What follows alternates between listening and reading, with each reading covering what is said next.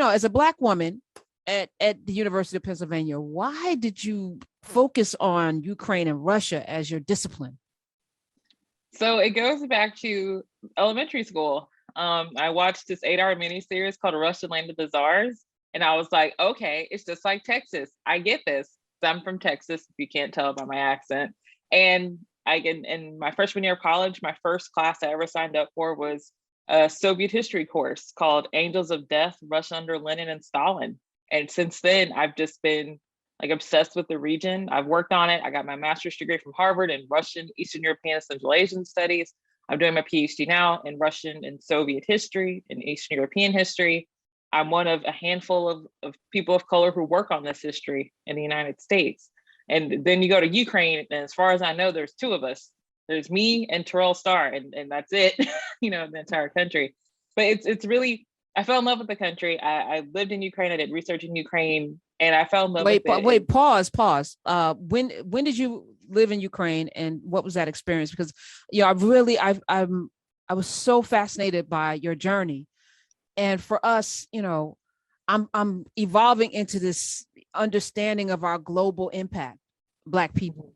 Once we all evolve into that understanding of what that power looks like, I'm like, it's game over. Come on, y'all, wake the hell up. But you living with your Afro, y'all, she's natural, right? She's natural. You're in Ukraine. Did you have the natural then, or were you? No. So okay. I was in Ukraine in 2013. I was a baby grad student. I was working on my master's. And I got a weave put in because also no Black hair care products. It was just hard to maintain. But yeah, and I was like, oh, I'll try to look less Black. And so I'll just have straight hair and have a weave. Like, yeah, that's going to erase all this melanin. But yeah, I was there in 2013. I was in Kiev and Odessa, so the capital, and in southern Ukraine.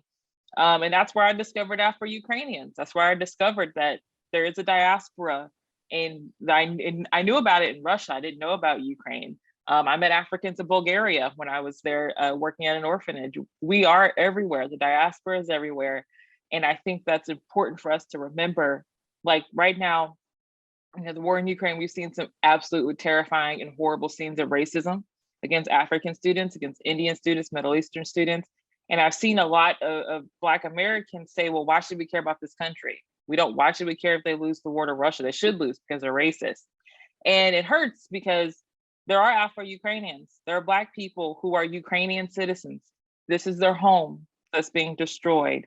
All these African students are victims of Putin's aggression. And I promise you, if you think the scenes you've seen from Ukraine are horrible, the scenes in Russia are downright terrifying. African students, African residents are regularly abused by the police.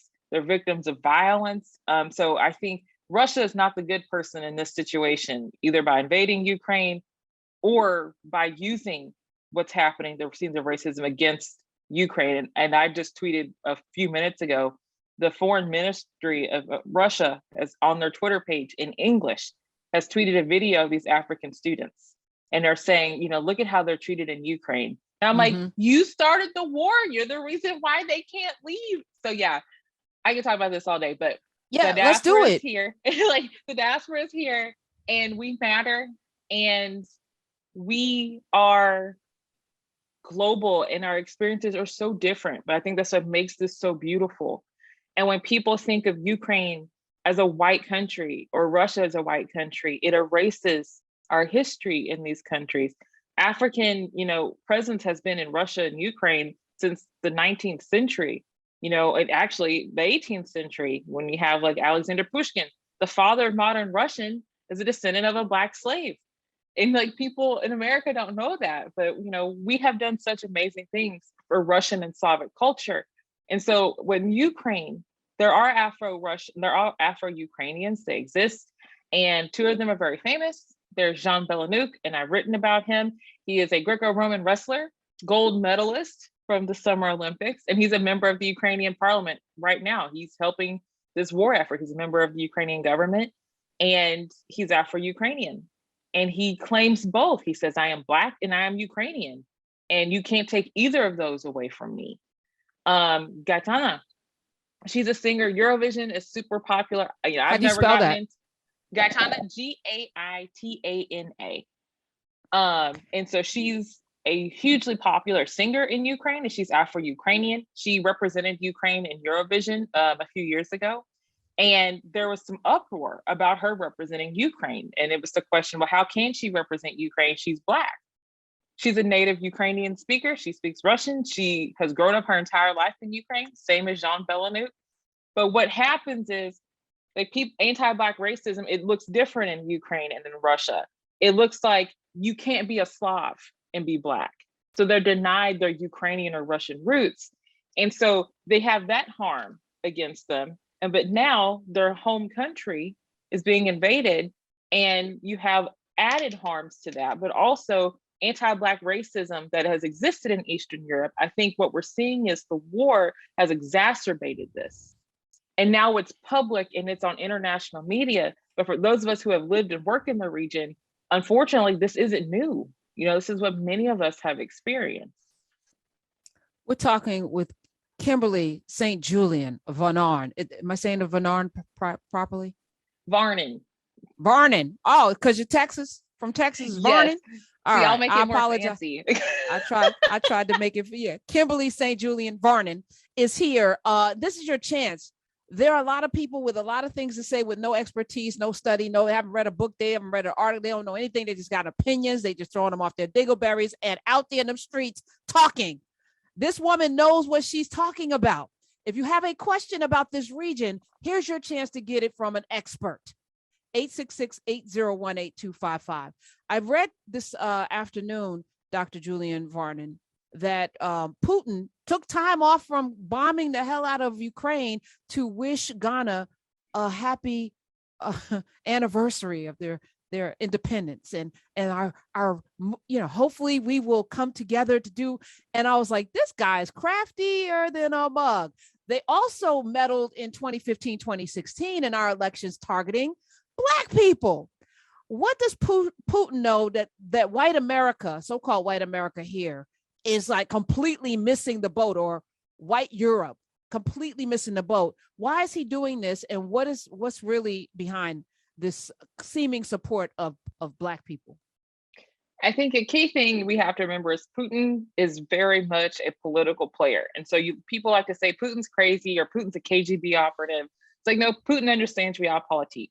He understands the power of military strength, but he also understands optics and how domestic politics influence how foreign countries can respond to Russia's behavior. And we're seeing that right now.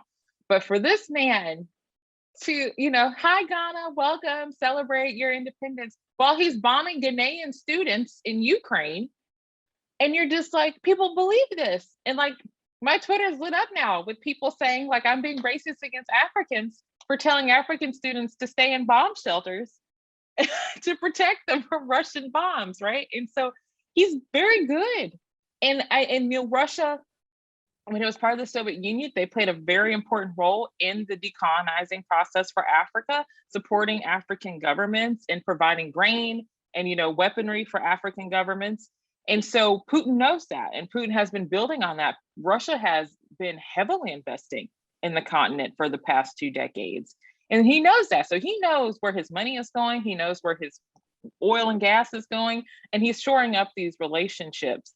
But I think it was also powerful in one of the UN Security Council meetings when the UN ambassador, I think it's the Kenyan UN ambassador, yes, laid it out. And he said, we know what colonization and what imperialism looks like, and this is what's happening in Ukraine. And so I think that was powerful. And I think that's also why Putin is making sure he congratulates Ghana, because he knows many of these African countries know what's up, and they're not happy about the way their students are being treated in Ukraine. And he can't flip it and say this is the Ukrainians' fault when he's the one who's bombing them. Well, the gaslighting is as American right now as apple pie. This is where we're in the gaslight era. They're going to call this the age of misinformation, disinformation, and gaslighting, because all of that reigns supreme. And you're talking about Ambassador Martin Kimani, who we played that clip, and I was like, okay, very first days, he got it. And I think Ghana abstained from everybody else. I think it was like 30 plus nations, including China, abstained when the UN voted to sanction Russia. I think Ghana was one of the nations. Ghana, I think it was Mali, and a few other African nations were like, we're not going to vote to sanction Russia. I want people to be really cautious with their support of Russia, because we got two sides supporting Russia. You got white nationalists and terrorists in America supporting Russia, and some Black people, which y'all in the same bed. That's like Farrakhan and the KKK, or which has happened, by the way. There've been, times in history where white nationalists and Black power have gotten together because they have the same goal, I guess. Not really. Can we wake up? What are your thoughts on that, Dr. Julian-Varnon? I think it's telling, and I do. You need to think.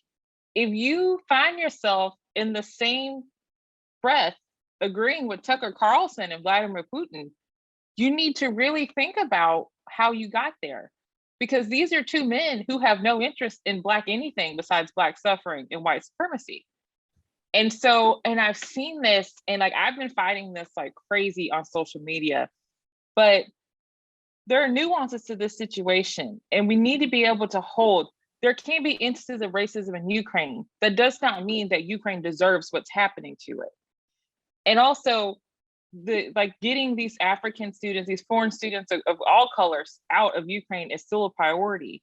And the fact that they're stuck in these cities that are being leveled by the Russian military is no one's fault but Vladimir Putin's. And we have to remember that and really think about how this man has used Black pain and Black suffering in 2016 and 2020. You could look at his comments about the George Floyd protests in the United States, calling it looting, saying these are acts of violence, pointing out, Black violence against white people in his speeches, and saying that this would never happen in Russia. This is the man that you're supporting now in a neo-imperialist war against a former colony of the Russian Empire, right? So I think you need to think critically about where you stand and why you stand that way. We're talking with an actual person who is getting her doctorate in this, historian, University of Pennsylvania historian, PhD student, Kimberly St. Julian-Varnon. I got my history on Russia from the Kingsmen. They had that one thing with the Queen and then Scotland, and then you had the Great Britain, Germany, and Russia, the cousins, and the fight in that scene. And I was like, oh, that's what happened. And then I got a little bit of it from Inventing Anna, episode 8, Shonda Rhimes. They gave us a little Russian oligarch history. Can you get, she did that. Shout out to Shonda Rhimes. But I'm sure it wasn't complete, nor, it was just breadcrumbs. Mm-hmm. What's the actual history that hooked you, that made this your journey and your path, that got you so excited? Tell us the history. So what hooked me in was the history of Imperial Russia, particularly Peter the Great. So imagine this humongous Russian man, and he's like, 6'7", and the average height's like 5'5", and he decides he wants to Europeanize Russia. So he goes incognito, as much as a man who's 6'7" can be incognito, and he travels around Europe to study shipbuilding and military and cultural things, and he brings them back to Russia, and he wants to force Russia to become Europeanized. And I remember vividly, like from this mini series and from one of the earliest things I read, there's a picture of him grabbing this Russian Orthodox priest by the beard, and he's cutting off his beard. He didn't like long beards because he thought it was very old Russian. He wanted to Europeanize Russia. And I was just fascinated by this. And, then you have Rasputin, which is probably one of the most famous parts of Russian history. He's in the Kingsman too. Monk. Yeah. So I have to watch this movie because I haven't seen it. But oh my God, Rasputin, like the Mad Monk in Homeboy, can like suddenly cure anemia and hemophilia because the youngest son of Tsar Nicholas II was a hemophiliac, and he was the only person who could get Tsar Nicholas's son Alexei to stop bleeding. And then, spoiler alert, they kill him, but it takes 5 times before they can kill him. They stab him, they poison him, they shoot him, but he dies by drowning because he was still alive after all this. And they find him on the banks of the Neva River. And I'm like, how can you not love this? This is so cool. And so that's what got me in, was in Imperial Russian history. But I started doing Soviet history, and the early Soviet period, from like the establishment of the Soviet Union to the pre-war, pre-1939, I was just fascinated. The immense change, the cultural changes, the political changes, the economic changes. And I was really, I was studying was the anti-religious campaigns. I wanted to understand like what part atheism played in the creation of the new Soviet woman in particular, and like Soviet women's history. So that was what I looked at as an undergrad. I did my master's work, I worked on the famine in Ukraine, because I come from a farm in Southeast Texas. And I remember reading about the Ukrainian peasants. And like, so what you see now, like these little Ukrainian grandmas who were like cussing out these Russian soldiers, that goes all the way back when the Bolsheviks were trying to force collectivize, farming in Ukraine. You had these things called baby bunty. And it's like these Russian women, these grandmas, these Ukrainian women, they're fighting these, Bolsheviks, and they're not letting them collectivize. They're like chasing them with pitchforks and stuff. And I was let like, people know, Russia made it illegal for Ukrainians to own food, to have food. And they went house to house to house to house and took everybody's food. If you were caught eating a bark of a bark off of a tree or a piece of wheat, you could be put in jail or executed on site. And they starved, they literally starved to death millions of people. The numbers go anywhere from 3 to 9 million. We still don't have a specific number. But I want people to sit in that for a second. Yeah, starved to death. They starved to death. Not in a concentration camp, in their homes, in their villages. They could not. The Soviet Union was exporting grain. From this breadbasket, from this place with the richest soil, one of the richest plots of soil in the world. They couldn't grow anything that they could eat. Exactly. By law. They took every piece, and my thesis looks at the diaries of people who were living through it. And it's horrifying. And so many people, even those who did have food, they're witnessing their neighbors, starve to death. And many of the communists who were engaged in, collectivizers, who were taking the grain, like half of them had a crisis of faith. And they're like, I can't be loyal to this. And many of them end up in the gulag.